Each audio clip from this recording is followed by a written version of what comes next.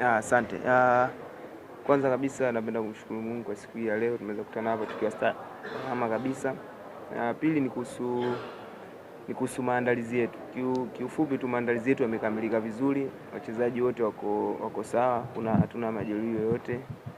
Na kile ambacho ameweza kukisema mwalimu kwa asilimia kubwa kimeweza kukamilika.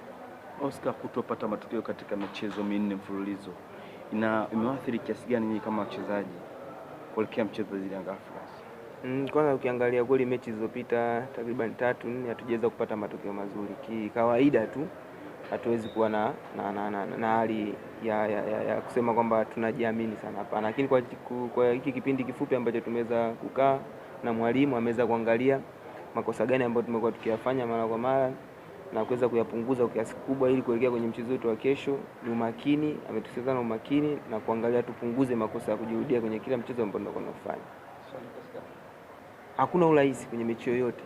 Yaani hatuwezi kusema tunaingia kwenye urahisi kupata matokeo mbele ya Yanga pana. Mchezo utakuwa mgumu, tunawaheshimu Young Africans, timu kubwa, wana quality ya kutosha kwenye kikosi chao, lakini sisi kama KMC tumekaa chini, tumeangalia wapi wao pia wana weakness kwa sababu wao pia ni binadamu. Kwa hiyo mtu anapokuwa anacheza ukimlazimisha kufanya makosa, anafanya makosa. So sisi tumejipanga kwa nafasi ambazo tunaweza kuzipata kwenye mchezo wetu wa kesho, tuweze kuzitumia vizuri.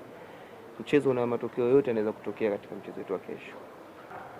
Kwanza kweli jawa na finishing nzuri eneo letu la striking, lakini hasa kabisa striking inaanza na timu kwa ujumla.